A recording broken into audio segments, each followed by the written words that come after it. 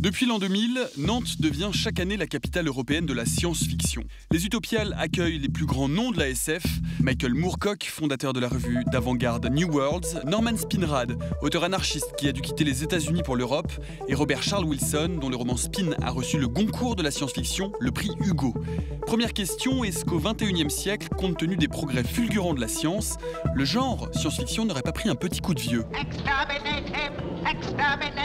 La réalité ne dépasse jamais le futur. On n'a pas inventé le voyage plus rapide que la vitesse de la lumière.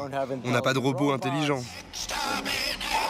On ne vit pas éternellement. On n'est pas beaucoup plus intelligent qu'avant. Beaucoup de choses qui ont été prédites pour le futur ne sont jamais arrivées. Les gens pensaient que la science allait désenchanter le monde en révélant tous les mystères, mettre au jour un univers plat et mécanique. Le XXe siècle a effacé cette idée. Et la science du XXIe siècle révélait un monde beaucoup plus étrange qu'on ne pouvait imaginer, totalement contre-intuitif. Ça nous rappelle à quel point l'esprit humain est limité et l'espace infini. C'est un matériau de choix pour la science-fiction. La science-fiction en tant que genre recoupe des écritures très différentes. Lorsque le Britannique Michael Moorcock fonde la revue New Worlds en 1964, revue qui deviendra une référence, son projet est très global, très dans l'air du temps, très psychédélique. La science-fiction américaine était rationnelle. Il fallait tout expliquer. Moi, je venais de l'école de l'absurde. Jarry, Vian. Vous savez, j'étais musicien aussi. Et bien sûr, on prenait beaucoup de drogue à cette époque. On avait beaucoup en commun avec le pop art. Richard Hamilton, il aimait les vaisseaux spatiaux, on était tous amis. William Burroughs était un ami.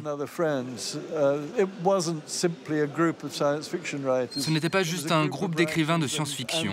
C'était un groupe d'écrivains, de peintres, de sculpteurs et de réalisateurs, et qui avaient tous un point de vue particulier sur la façon dont on pouvait utiliser la science-fiction. C'est Moorcock qui publiera à la fin des années 60 le chef-d'œuvre de Norman Spinrad, Jack Baron et l'éternité. Une fiction engagée qui anticipe très justement le pouvoir grandissant des médias et leurs relations incestueuses avec la politique. En français, vous avez un mot spécifique, anticipation. Ce sont des romans qui anticipent comment la société va évoluer dans le futur, mais qui ne sont pas forcément liés à la science. George Orwell a écrit un roman d'anticipation, et il a fait l'erreur de l'appeler 1984. Est-ce qu'il avait besoin de le dater?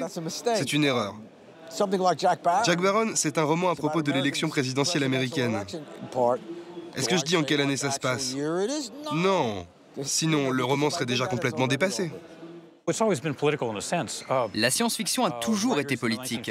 Les écrivains dans les années 50 critiquaient le macartisme par des métaphores, plus facilement avec la science-fiction que dans d'autres genres. Nous sommes en quelque sorte sous le radar, et on peut spéculer à propos de tout. On peut spéculer sur la culture, la sociologie, les sciences, la politique, l'éthique.